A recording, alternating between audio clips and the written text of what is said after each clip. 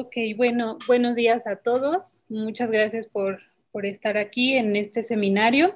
Soy la doctora Adriana Reyes, soy médico residente de cuarto año de la especialidad en psiquiatría de esta institución. El seminario que les voy a presentar se titula Expresión facial de emociones durante una experiencia de exclusión social en pacientes con trastorno límite de la personalidad. Me coordina el doctor Iván Arango de Montis, quien es el coordinador de la Clínica de Trastorno Límite de la Personalidad de esta institución.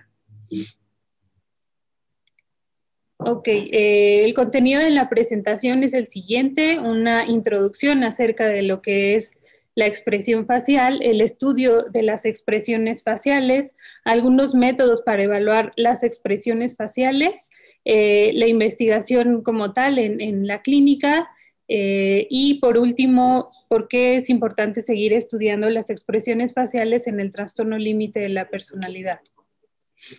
En este modelo de comunicación en donde existe la diada de emisor y receptor, en donde se transmite un mensaje a través de un canal, podemos encontrar que la información o el mensaje puede ser emitido por parte del emisor mediante un proceso de codificación o de emisión y recibido e interpretado este mensaje por parte del receptor, lo que también significa que es un proceso de decodificación o la interpretación de este mensaje.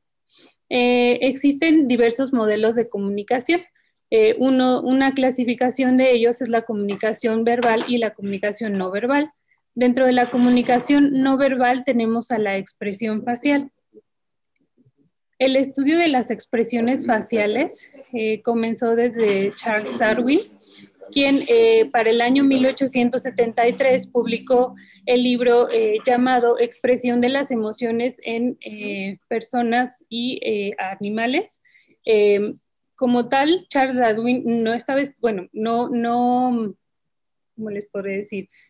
Él estaba estudiando como parte de todo lo que investigaba, encontró o dio pie a la teoría de la evolución de las emociones como parte de la supervivencia de nosotros los seres humanos.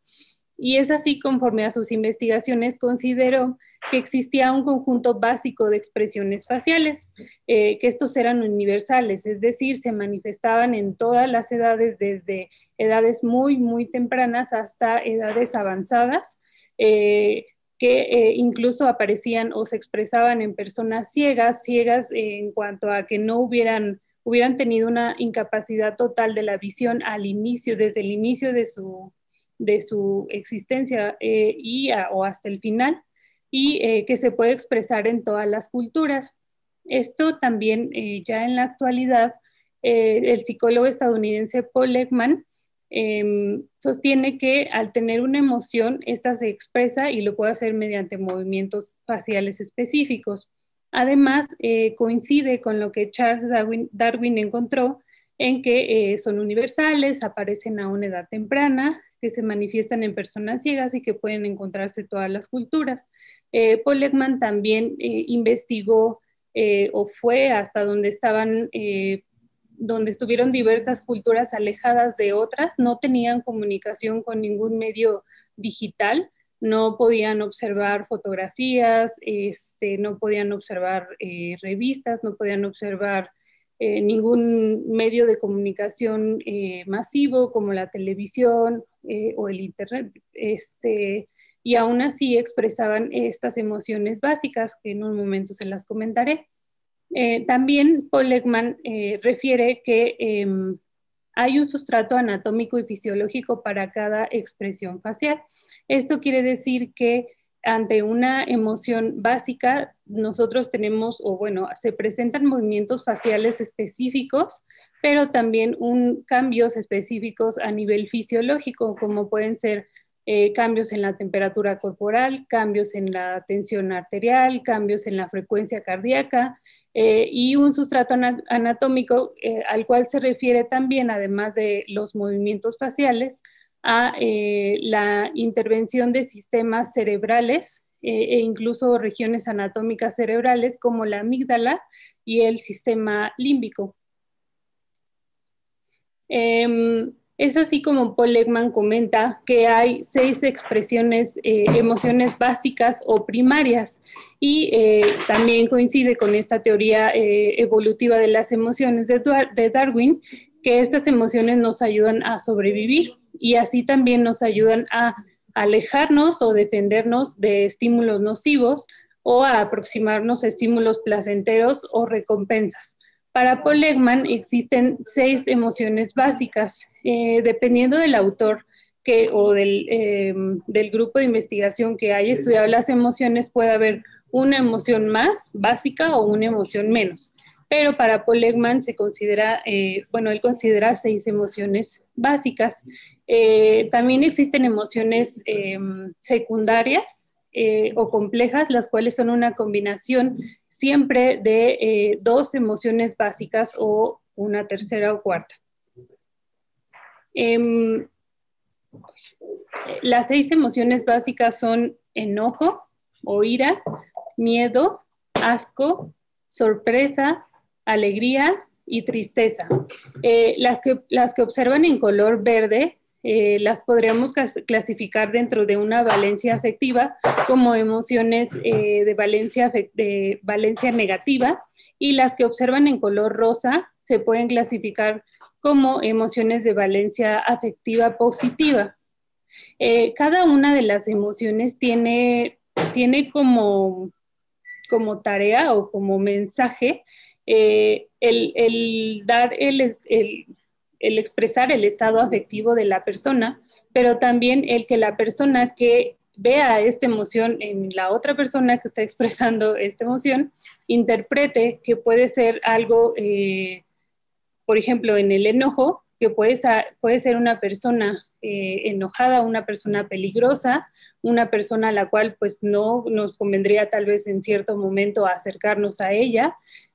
Por ejemplo, en cuanto a la emoción de asco, si nosotros observamos a una persona realizando esta expresión facial y tiene consigo algún tipo de alimento o algún tipo de bebida posterior a ingerirlo o a consumirlo, expresa esta emoción, para nosotros podría ser como que esto pudiera generar algún tipo de daño en nuestro organismo o por lo tanto no sería bueno consumirlo, y entonces pues eso sería un mensaje para nosotros de que nos alejemos también de esa sustancia o de esa comida, y esto nos ayudaría tal vez a prevenir una infección y así sobrevivir.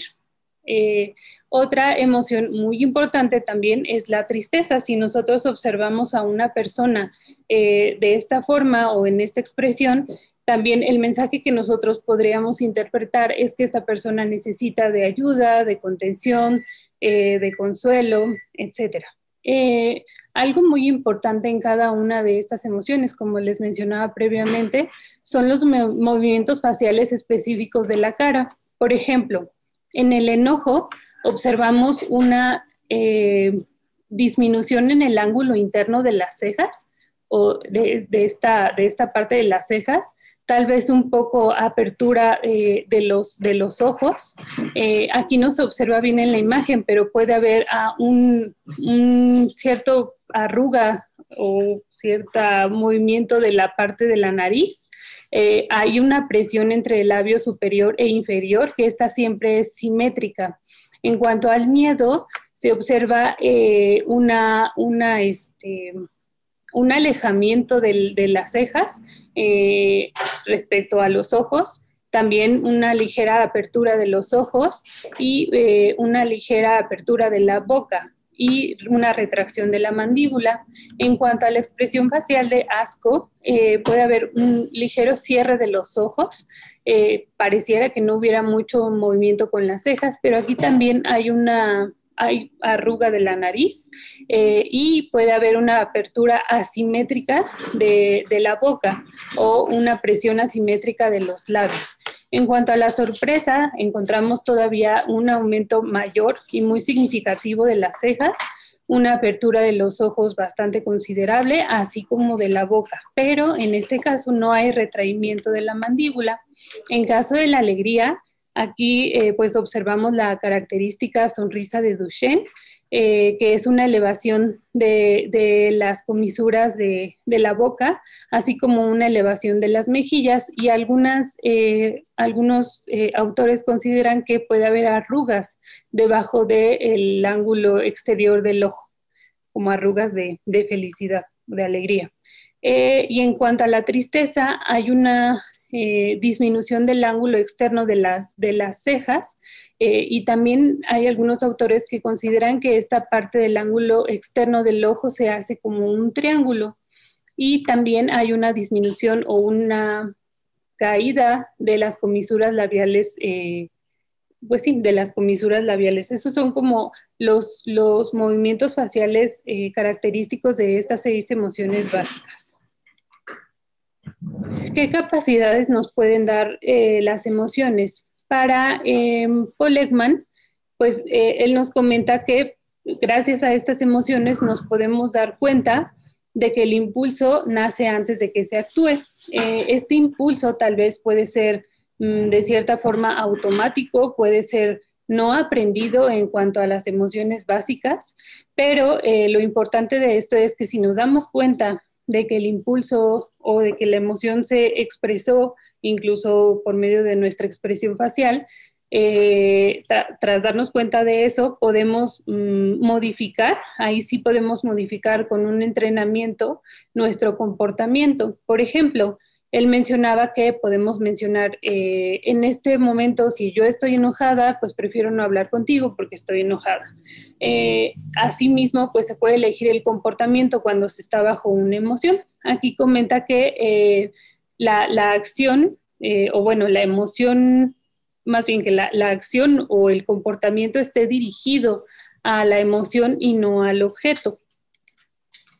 Aprender a ser más sensibles a las emociones de otros, incluso si ellos no saben cómo se sienten.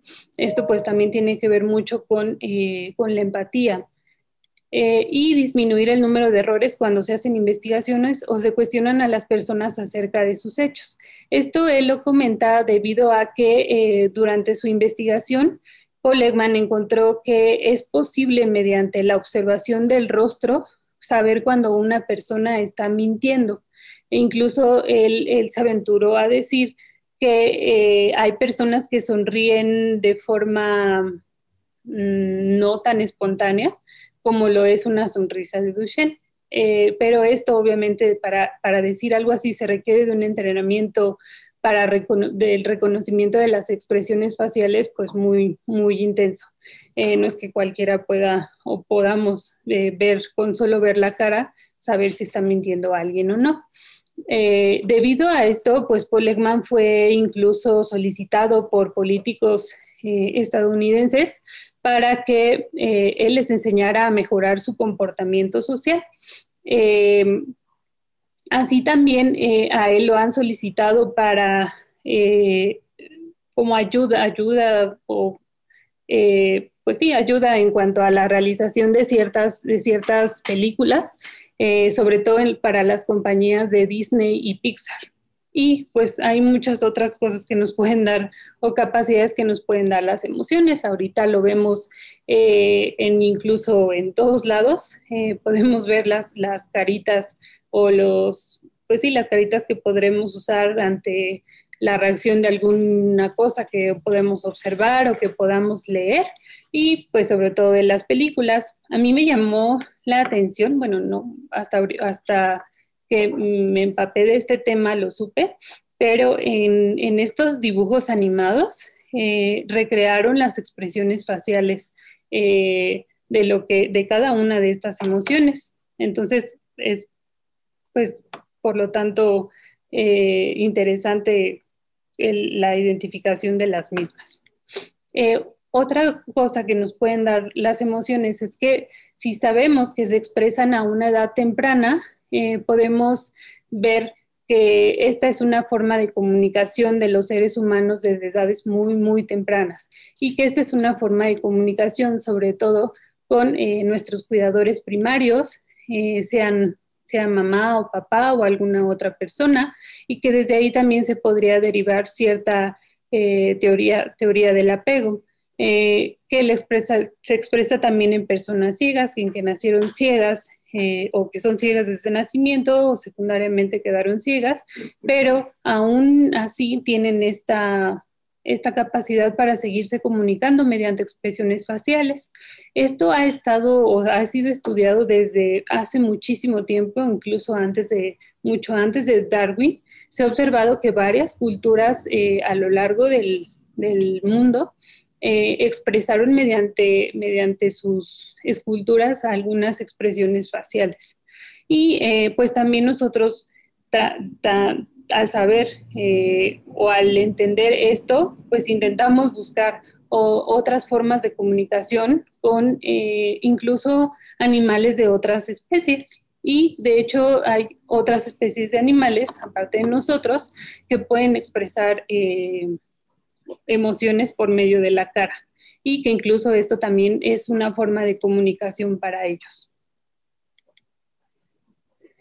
Bueno, la expresión facial como constructo está incluida dentro de los subconstructos de los procesos sociales de la matriz de los RDoC en la parte de constructo de la afiliación y el apego. Y aquí lo definen como que la expresión facial es la capacidad de transmitir un estado emocional de forma no verbal de una persona a través de la expresión facial. Y pues también se cataloga la expresión facial como la producción facial de comunicación. En cuanto a la evaluación para las expresiones faciales, tenemos diversos métodos. El primero, creado por Paul Ekman, es este que se llama FACS, por sus siglas en inglés. Ese es el sistema de codificación de acción facial. Esto fue creado por él a través de muchísimos años de investigación. Todavía se sigue usando hasta la fecha. Sin embargo, contamos con otros ya mucho más recientes que también tienen una buena validez en comparación de FACS. En este caso les hablaré del Face Reader, que es un sistema el cual contamos aquí en el instituto, en el laboratorio de etología humana, que es capaz de reconocer con los mismos principios que el FACS algunos movimientos faciales específicos y con ello darnos la emoción de la cual se está representando en la imagen. Como podemos observar, pues mucho tiene que ver con la apertura de los ojos, con el movimiento de los labios, de hacia arriba, hacia abajo, el movimiento de las cejas, etcétera. Y como vemos aquí, pues es la sonrisa de Duchenne, la expresión facial de alegría, y aquí no lo marca en esta parte. También nos marcan estas otras emociones que son de hecho las que estudiamos. ¿Por qué es importante la expresión facial en los trastornos mentales? Pues así también como ha sido importante para entender la evolución y el comportamiento del ser humano, pues también ha sido importante debido en la salud mental, debido a que constantemente evaluamos afectivamente nuestro entorno, y esto incluso ha llegado a derivar en diversos enfoques psicoterapéuticos de la evaluación del estado afectivo constante. Se ha encontrado diversos cambios de las expresiones faciales en diversos padecimientos mentales, como por ejemplo en la depresión se ha demostrado una reducción considerable de la sonrisa de Duchenne. En los pacientes con trastornos somatomorfos mostraron mayor expresión de asco. Los pacientes con trastorno límite de la personalidad tuvieron una tendencia a demostrar más enojo. También hay una referencia que comenta que la parte inferior, o divide a la cara en mi cara superior y en mi cara inferior, y en los pacientes con trastornos del espectro psicótico o pacientes con esquizofrenia, hay una disminución en los movimientos de la cara, del hemicara superior, pero no así en la hemicara inferior. Eso también es bastante interesante. En cuanto al trastorno límite de la personalidad, pues ya casi todos sabemos pues por qué se caracteriza, cuáles son las características clínicas de este padecimiento, y yo solo les voy a mencionar algunas. pues hay muchas alteraciones en la regulación del afecto, en la regulación de las emociones, hay un pobre control de los impulsos, hay una percepción alterada de la autoimagen, bastantes dificultades en las relaciones inter e intrapersonales, así como un deterioro cognitivo social, en donde pues hay una dificultad para el reconocimiento y diferenciación del estado mental de otros y de uno mismo. Y esto último pues puede contribuir a la inestabilidad afectiva que estos pacientes presentan dentro de un contexto social. Que en sí sería pues todas las relaciones que pudieran tener estos pacientes, ya sea con la pareja, en el trabajo, en la casa, etcétera. Y una característica central de este padecimiento es que constantemente los pacientes sienten que serán abandonados, rechazados o excluidos o castigados por los demás y suelen anticipar este rechazo en situaciones sociales. Algunos autores sugieren que esta alta sensibilidad al rechazo pues es una consecuencia de distorsiones cognitivas propias del trastorno.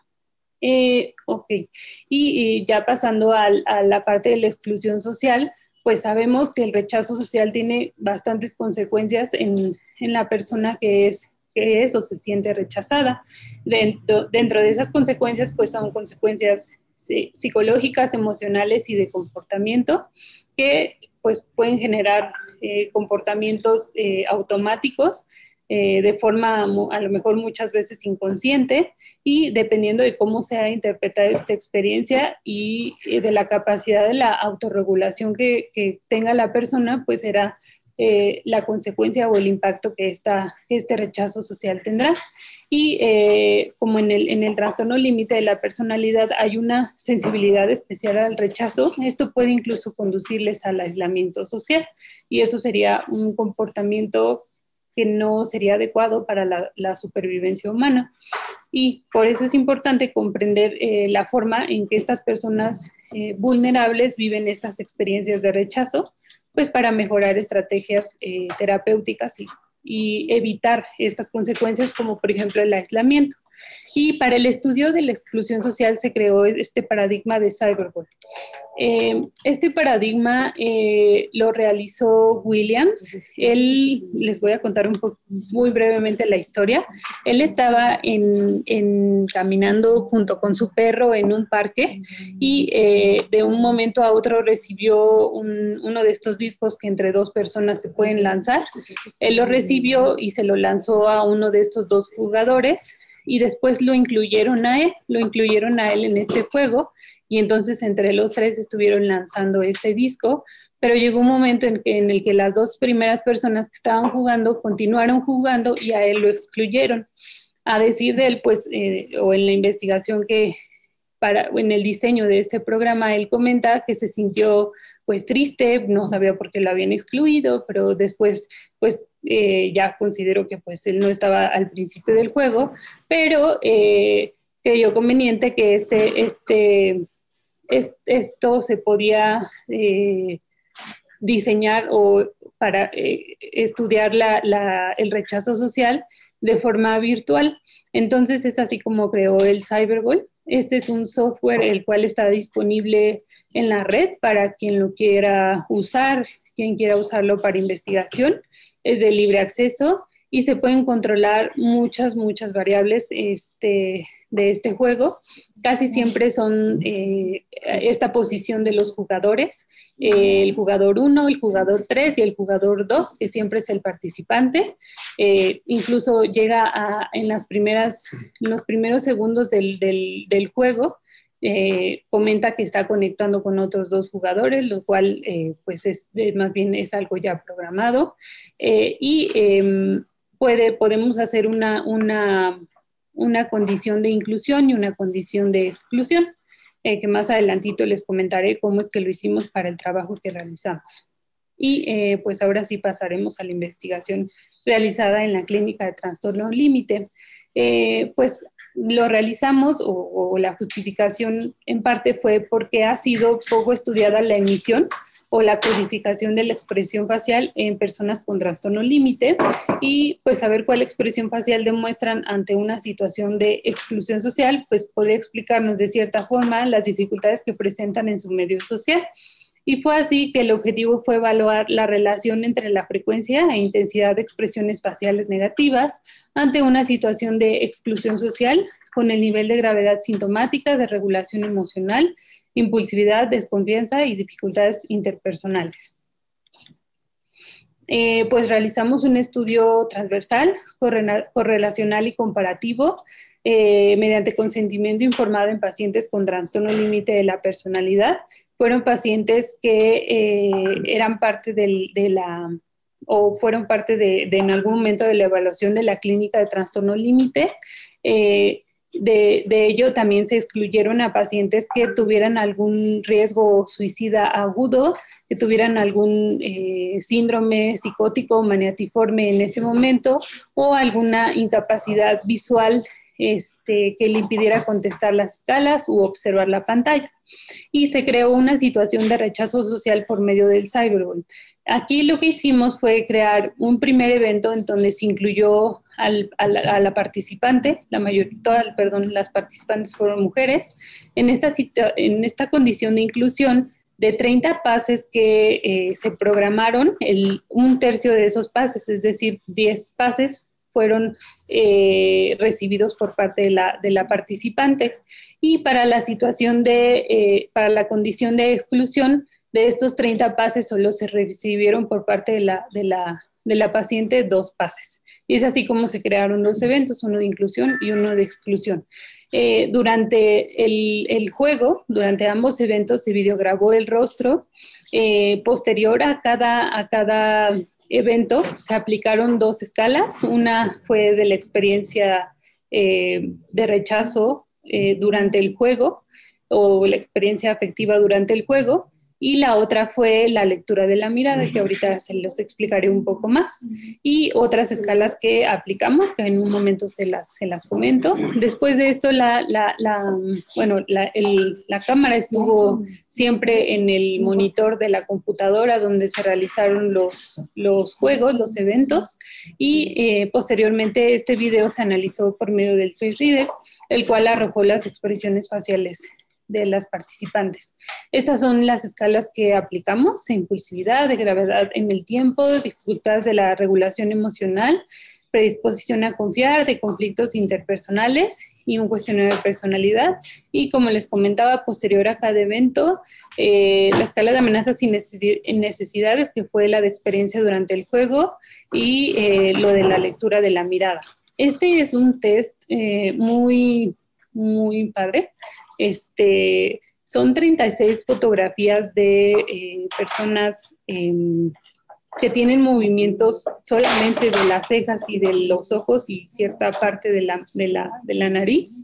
Y con ellos lo que se intenta estudiar o identificar es la capacidad de mentalización de cada paciente. Nosotros pues creímos que era interesante estudiar esto, valorar la mentalización cuando uno es incluido, valorar la mentalización cuando uno es excluido. Y estos fueron los resultados. La muestra final estuvo comprendida por 11 mujeres con diagnóstico de trastorno límite, con una edad media de 25 años, una escolaridad media de 14.2 años, lo que significa un nivel medio superior. Casi la mitad de la muestra se dedicaba a labores del hogar y hasta el 45% ya tenían hijos y su estado civil en el 63% se refirió a soltera. De las preguntas del SCID que reflejan las características del trastorno límite, la muestra presentó una media de 12 preguntas acertadas y en la escala de impulsividad de Barrett, la media del puntaje fue de 49. En la escala de dificultades de la regulación emocional, la media del puntaje fue de 81. La muestra en sí presentaron una alta desconfianza social y una baja confianza social. Esto también es muy importante porque al tener una alta desconfianza social, constantemente pueden adoptar una actitud de temerosos, y eso pues a lo mejor pudiera en algún momento, como les comentaba, pues incluir el aislamiento o muchas dificultades en las relaciones interpersonales. Y el tratamiento farmacológico se conformó, por para el 100% de la muestra por antidepresivos y para el 54% de la muestra por antipsicóticos. Estos son las emociones para el total de la muestra. Aquí podemos observar que en el evento de inclusión, en comparación con el evento de exclusión, en la emoción de alegría, esta aumentó de manera significativa y la emoción de tristeza también aumentó ligeramente.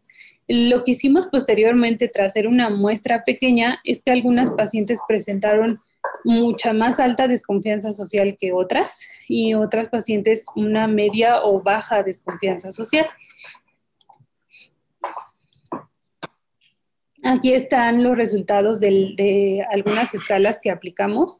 En sí no hubo diferencias entre estos dos grupos, entre el grupo de alta desconfianza y el grupo de media a baja desconfianza en cuanto a las escalas, pero sí una diferencia en la desconfianza social y la confianza social.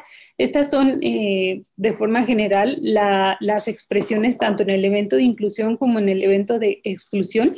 En el evento de inclusión observamos que independientemente del grupo, ya sea de alta o de media desconfianza, observamos un aumento o una presentación intensa de emociones negativas como desprecio, como enojo y tristeza en el evento de inclusión.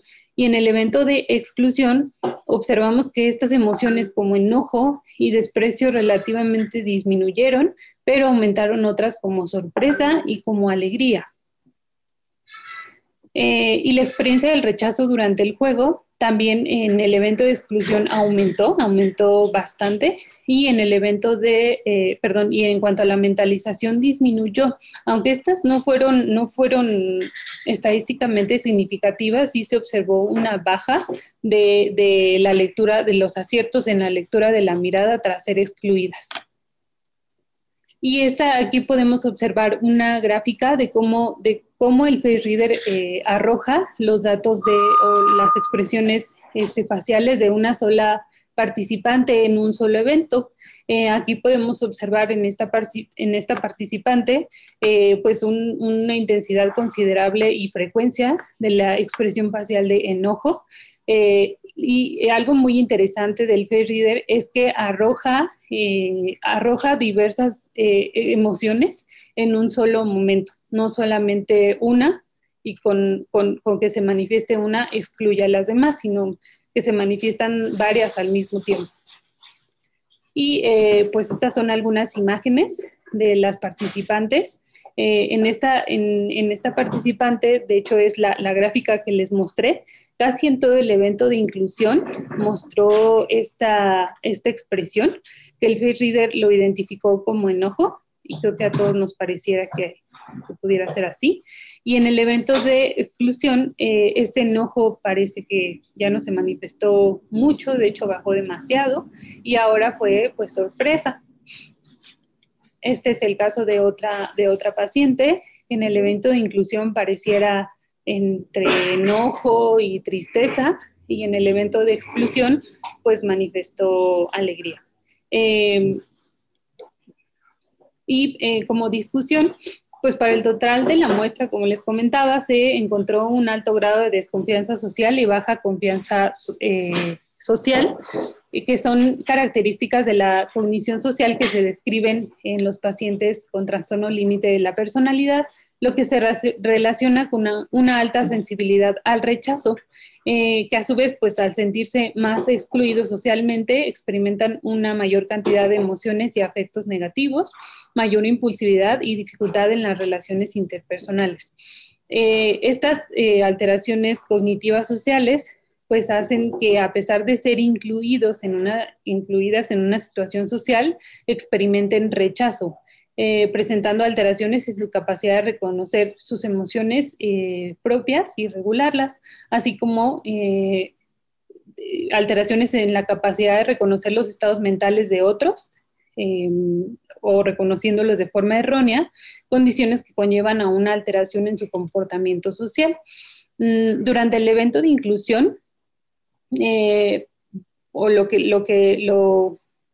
encontramos fue que se presentó una valencia afectiva negativa mayor a lo que se presentó en el evento de exclusión. En la inclusión predominaron expresiones faciales negativas, entre ellas pues el enojo, el desprecio y la tristeza, y contrario a lo que se esperaba encontrar, es decir, lo que esperábamos encontrar era un aumento considerable de estas emociones faciales negativas, así como de la valencia afectiva negativa, en el evento de exclusión, fue, por decirlo así, lo contrario, disminuyeron en el evento de exclusión, es decir, en donde se les estaba rechazando, disminuyeron estas emociones faciales negativas y aumentaron otras emociones como emociones positivas como la alegría y la sorpresa. Como conclusiones en cuanto a nuestro estudio, pues los resultados obtenidos nos hacen ver las distorsiones cognitivas y sociales que presentan estos pacientes, lo cual pues puede dificultar bastante la comunicación con las mismas por una interpretación errónea de los estados afectivos propios y de los demás, y esto a su vez pues dificulta el desarrollo de estas personas en su medio social. Así también que la expresión facial de sus emociones ante situaciones de rechazo o no rechazo, pues pueden desencadenar una interpretación errónea del mensaje por parte del receptor. Por supuesto que tenemos limitaciones en este estudio, varios de ellos son bastante importantes. Uno de ellos es el tamaño de la muestra, que fueron solo 11 participantes. Haría falta comparar los resultados con un grupo clínico sano e incluso con algún otro padecimiento mental altamente prevalente como la depresión, e incluso con algún grupo con intervención psicoterapéutica. Las pacientes, ninguna de ellas tuvieron algún tipo de intervención psicoterapéutica. Por lo tanto, pues nosotros sugerimos tomar con reserva los resultados de este estudio realizado. ¿Y por qué sería importante seguir estudiando la expresión facial en el trastorno límite de la personalidad? En este estudio de Frontiers in Psychology de julio del 2020, este grupo de investigación nos comenta que a partir de la expresión facial expresada se pueden identificar el predominio de alguna emoción, como por ejemplo el asco, y dependiendo del predominio de algunas emociones se podría dividir a los pacientes con trastorno límite en algunos clústeres, y dependiendo de ello sería la influencia que podrían tener en el resultado de algún tipo de psicoterapia como tratamiento.